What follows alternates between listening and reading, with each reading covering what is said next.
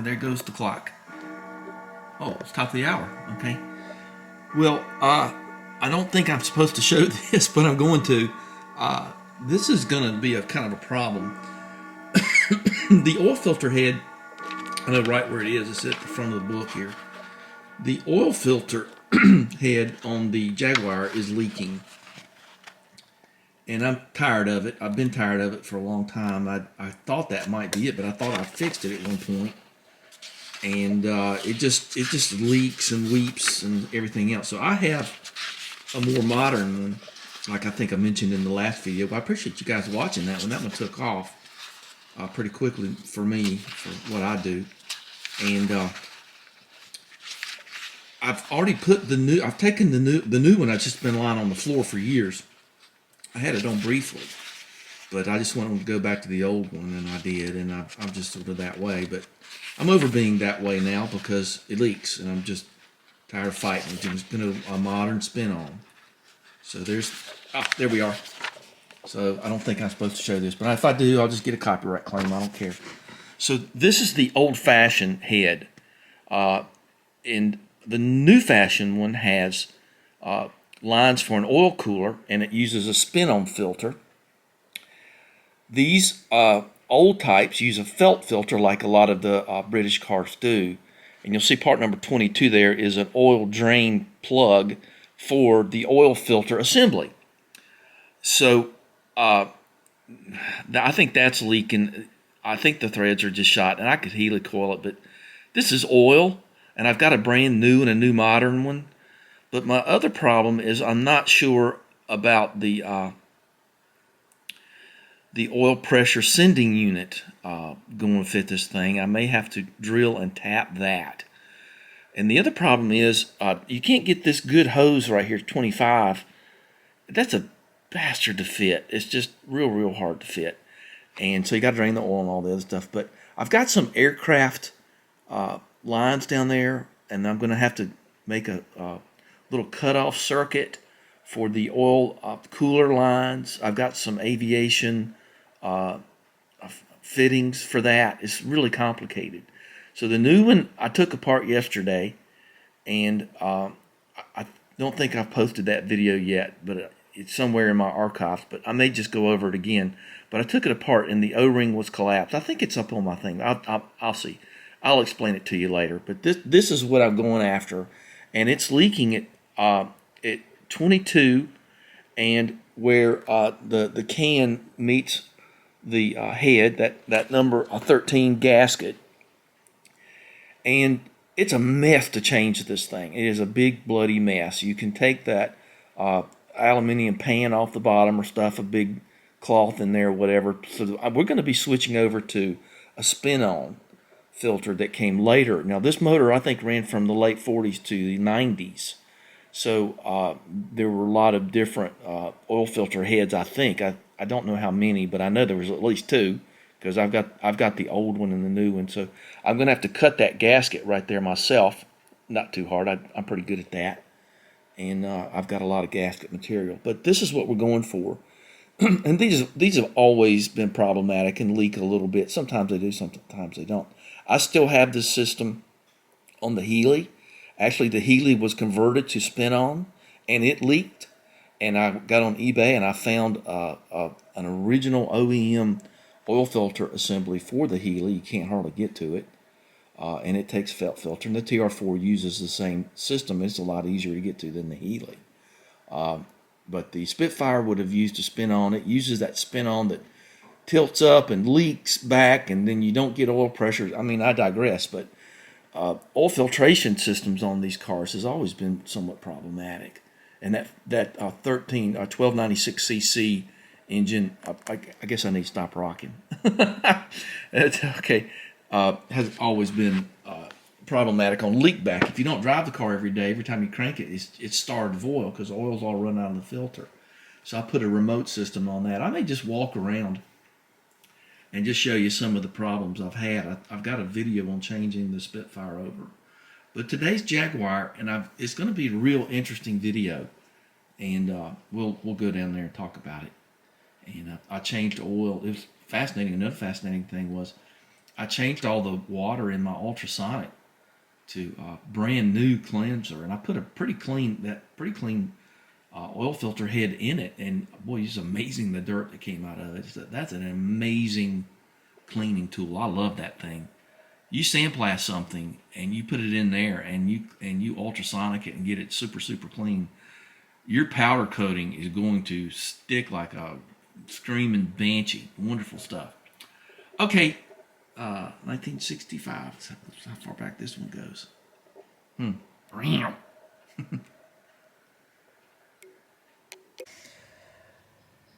heating up the ultrasonic because I'm getting ready to put this oil filter head, yes, what it is, oil filter head in, and here it is. I've got it in the vise. I took the regulator out and I found something interesting. Here it is. There's the cap of it. So it's like this. This goes down inside the thing, and there's an O-ring on there. What do you know, huh? And then there's a little seal goes up in there, and here's your spring. Now, this is what you do on MGAs to increase the oil pressure on the bypass. This is basically the bypass valve, and put it like I don't want to hit the floor, and the little screws and everything. So we're getting ready to take this thing apart, but more apart. I'm going to take this out. I don't know if I need to, but I'm going to, just to make sure there's not an O-ring in there. But let's just lay this out here. Interesting gasket. Okay, I think I bought this used. Matter of fact, I'm pretty sure I did. So that's probably why it has an interesting gasket on it. There's a lot of pressure right there. I took the O-ring off this valve, and it basically just crumbles. See, it's brittle, like beyond belief. So not good. So see, it just crumbles. So not good. Well, let's put it in the ultrasonic and clean it. I couldn't get this out. I didn't try real hard. It's probably okay. It doesn't seem to be connected to anything in there. And but we're gonna clean it up. It doesn't look like it ever leaked, but it's on there hard enough to where I ain't gonna mess with it. Okay, so it'll go in the car like this. I got to kind of think about it because I'm gonna have to make some kind of bridge pipe right here. Because this is for an oil cooler, and I have one, but I am not going to fit it on the car. That's generally a recipe for leaking. You got to be real good at this. Now, Spitfire has an auxiliary oil filter, but anyway, let's clean it up. Let me get the number off this thing: 81.356.31 or SAVARA EAC 3146 PA. I think that's going to be it on this thing. All right. So if you got one of these old Jags, I'd take this off and clean it and put a new O-ring in this thing. I surely would. But Tommy doesn't know what day it is, who Jesus was. Okay, so we're going to pull this off right now, and we're going to look in this thing, and we're going to pull that head off, and we're going to see what we got here. And I got to take it up, drain all the oil out of it, and so got to do that too. So let's loosen that cap over there so it'll drain quicker. Okay, want to do that? I do. Let's see what this looks like first from the top. I'm going to tell you guys all my little secrets here, and just so you can kind of save yourself some trouble. Where's that stuff? It's over there. Oh, I was going to walk around and talk about cars. I'll do that in a minute. Let's do what I was going to do first, though. You don't have this. I don't like using this, and I'm very careful with it. But some of these cars, just when if you got to move them and it's cold, the mixture control, the choke, oh, there it is. It's not going to be work. It's not going to work. It's not going to start. So here's my little trick. See that little hole right there? So there's where you put in some starting fluid, and so when you're through with that, it stays captured in there. See, it's not like Margaret spraying the Buick. And then when I'm through, I put a little screw in there. so I won't pull any raw air at all in there, in this thing. So let's get this off like I said. All right, some more information. These are the original wing nuts to get this manifold in the right spot here. And now you'll see I've got that blocked off right there. That is because this thing has that stupid EGR system that pumps engine fumes into your air cleaner and your carburetor, so you can foul them up and waste a lot more gas and cause a lot more damage on any old British car. I blocked those off. Now here comes the no fun part, because this thing's a devil to get back on, but I'll show you what it's like. So you just take this and it'll just pull out of that gasket down there. So it just pulls out like that, and then you got this. That's made out of fiberglass. So I'll put it here and so I can see it. And then you get a 1/2 inch bolt and you go down in here. You got to bust this can loose here. And this is always in here, very, very tight. Very hard to get these out. So there, got to pull these clips over. All right, let me just get this thing out of here, and I'll talk to you in a second. Okay, so you take this out, and that doesn't have 50 miles on it. Let's put it over here. And there's a sticky silicone there to help get it to seat. And I powder coated this a while ago in that lovely silver. And then there's the original bolt is down there. And so you get your 1/2 inch and your big long extension. Either 1/2 inch will do. And it goes into nylon. It's generally not in there very hard. It is sort of a suggestion at tightness here. You can see all the sealant I put around that, keep it from leaking around this part here. Luckily, you don't need to take this off. That's a little harder to get off. Oh, come on. It's coming. It's coming. It's coming. So, gotta get to work on this thing, and then you'll get to see what we're dealing with here in a minute. Okay, maybe you will, maybe you won't. Okay, now that'll fall down in there. And then you reach up and you get your magnet. And you go down in there.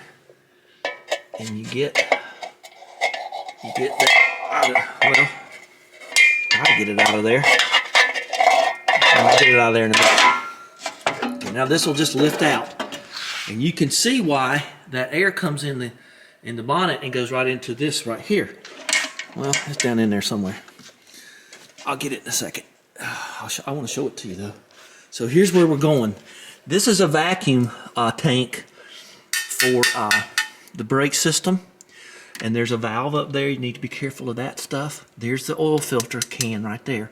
This is that pan, and you can take that off or whatever you want to do. It just makes it a little easier. But I'm going to loosen. Here we go. All right, I see it. Hang on a second. Okay, well, this is the original nut that goes down in there, and see, that's nylon right there. So that's all. It's just a suggestion to hold it there, basically. So let me show you. Let me get my stream light here. I'll sort of. There you go. See, that's the oil filter head right there. And that back there with the wires going to it is the oil pressure sensor, which I'm a little afraid of on that other one. I don't remember how I did it last time. That other one was on there a long time ago. Oh, that's when I rebuilt the cage up here where I had all the markings, and when I had the motor out of it. So let's go up and drain the oil and make a mess. Okay, sound good to me? Sounds good to me.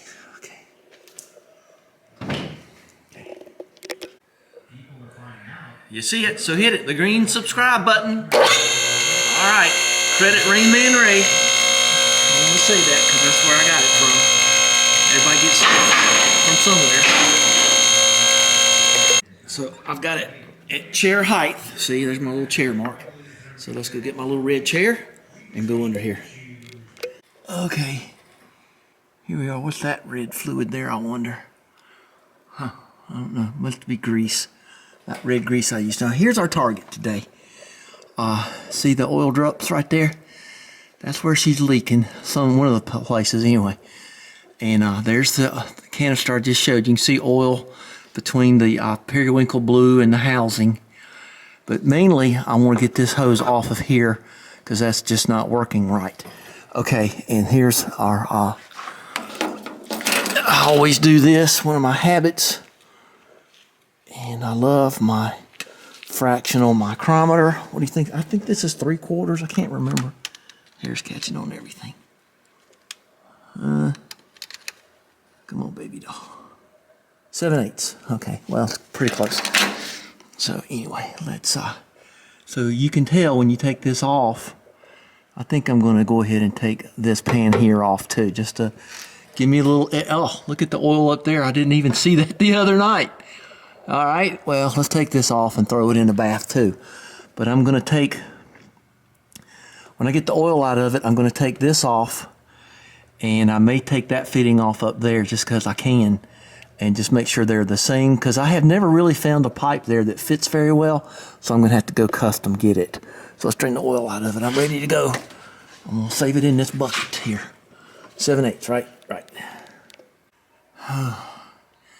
I got that pan off of it. It's right there, so you can see what's up in here a little better. So there's your oil leak there, and there's a magnet I put on there. I always put magnets on my filters, just a habit. I buy them, boxes of them, and use them that way. So we're getting ready to drain the oil out of it. That oil looks pretty good. I buy expensive oil because it's just better. Okay, so here we go. I've already got this going, and then it's going to come out with veracity because there's a lot in there. Okay, here we go.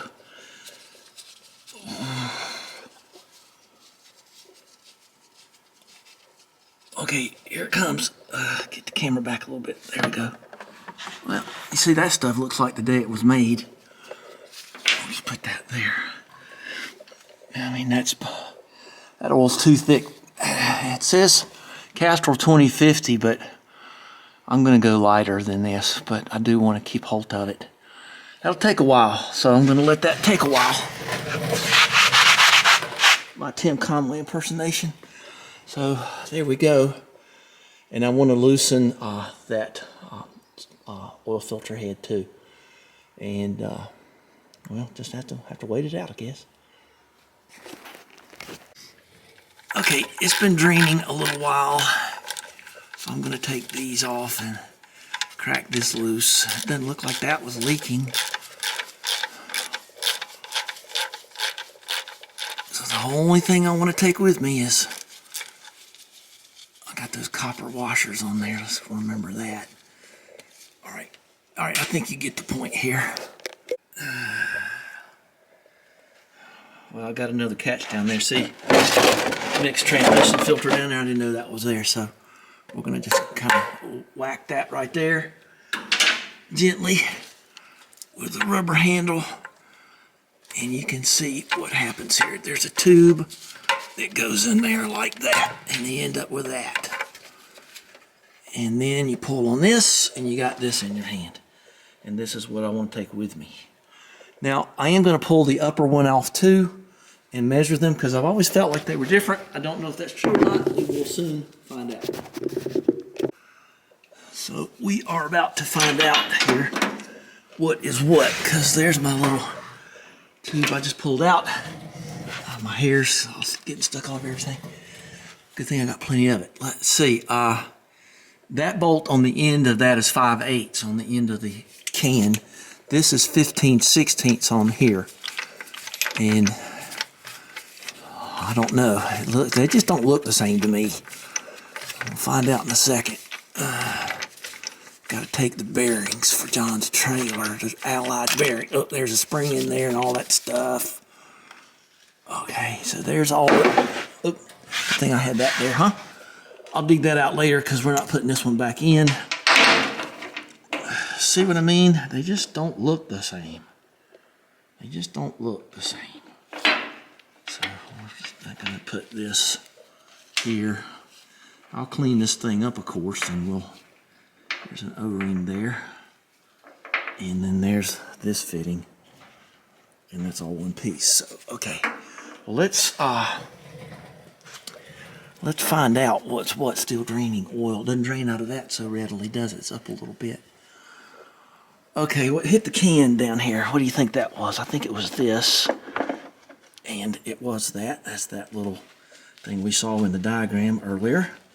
So that's the thing that holds the spring in place. It actually goes on like that, I think. I don't know. Yeah, it goes on. It don't matter how it goes on because I keep saying to myself I'm going to use the other one. Okay, so let's see what we get here. Let's not make it too messy. Oh. All right, real time. Let's go millimeters because that's probably the best. I got a habit of locking that thing so it won't come on automatically. So the periwinkle bottom one is 14.23, and this one, here's my answer. I don't know why I didn't do this a long time ago. 15. See, they're different. They're different by 1.5 millimeters. Well, got to take both of them. So let's collect up the bearings. I wonder how that happened. So you got to ask yourself a question. Let's go look at the other one. The one I'm going to put on. This is why these things, they just never seem to fit right. Those pipes, that rubber hose. So what did I say? 14.23. Let's see. On. Okay. Yeah, 14.5. 14.33. Let's go look at the one back there, because that would be the one I would want to take, the one I'm going to use. Got a lot on my mind. I'm thinking about a lot of things. Today's Friday and I got a lot to do. Where did it go? Oh, it's in here. Well, I left it in here overnight. John's hose. There's that aircraft hose I might use, but I don't think so. There that is. This is just simple cleaning solution. Boy, this just got all kind of dirt out of this thing. It's all pooled up down in there. So let's see what this is. So that cleaned off my hand nice anyway. Okay. Put that, keep the birds out of it. I'm going to order some bird tape and some other stuff. I'm not believing in the ultrasonic thing, but I guess it works. Okay, so let's see what this one is. This one is 15.94. So it's the same as the other one. Well, consarn it. I guess you just have to get the one that fits the little one and just force it onto this one. So let's lock that in right there. So 15.85, 15.9, whatever. And we'll go back over here. I'll do the walk around later. I gotta get on the road. Okay. And yeah, that's the same as the one that came off there. And you can hear that clicking. And you can see it crunches in quite a bit. So let's just take this one, I guess. And I know the story now. Okay, let's hit the road. So yeah, I get the best out of my clothes. I'll wear them till they rip off of me. So this is this is more or less 5/8. This is more or less half. So I got some half and some 5/8 power steering line, and I'm going to go to the other getting spot, the big box store, and see if I can find a brass changeover from half to 5/8. I think I can. I just didn't like the ones here. They're made out of plastic, and we ain't gonna be putting any plastic in it. They ain't gonna be happening. So anyway, that's pretty cool. I think that's real cool. All right, this is what I had to do, and I kind of like this better.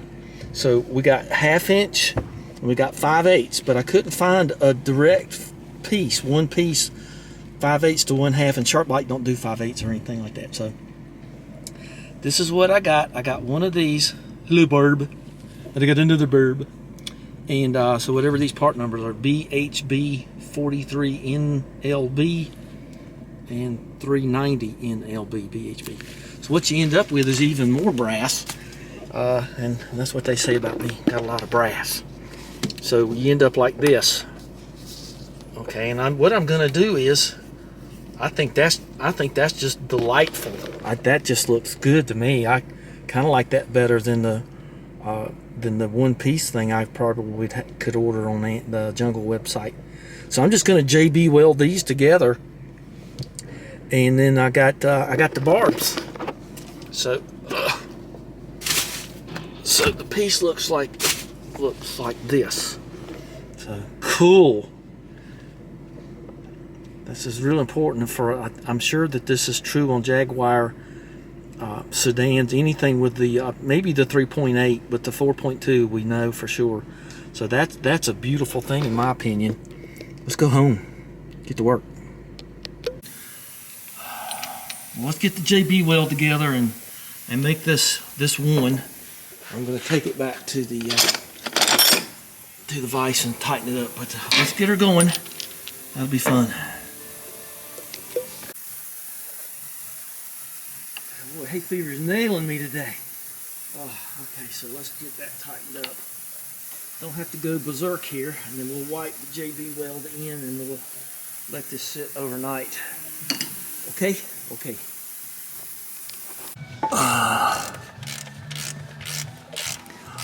We're at the point of about to get this off right here, and I don't know what's going to happen, but I can tell you this: I remember this now. This thing leaks all the time. Look at what I did. I put silicone around everything to try to get it not to leak anymore. So I'm a little nervy. I think I want to use both hands to get that out of there. I don't want to drop it, even though it's not great. I still don't want to drop it. It's still a Jaguar part, Okay, these are the things you're going to run into, obviously. This one's quite a bit deeper, and so can't use these bolts. So I may ride into town and get some bolts. If I don't have any, I probably do. But if I had them before, I probably got them now. So I got this gasket here. It was kind of shot, and so I'm going to use this. I'm going to use this kind of gasket material here. This is CarQuest Huntersville Felt Pro. That's pretty good stuff. It's got some metal in it, and I'll feel good about that. So you know the trick here. You won't do it on your tractor, of course, but just get it on there, and I'll show you what I'm going to do here in a second. Maybe let's get the here. Oh, let's see what I got here. Ooh, vinyl red. That'll be good.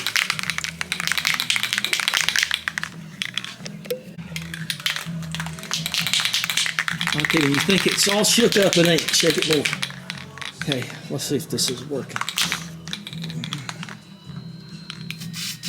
Yeah. Okay, so you got to spray directly on top here, okay?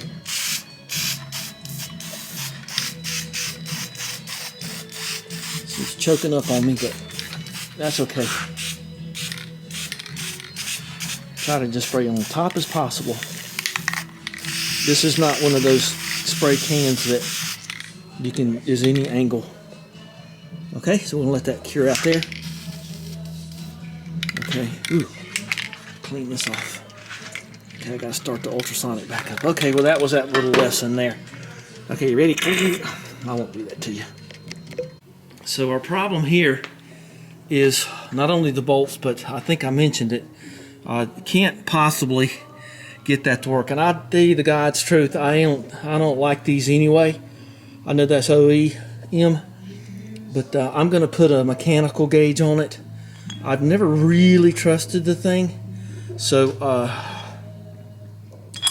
I got to get some bolts. I just don't want to use old bolts. I got to tap out the threads in the block and clean them.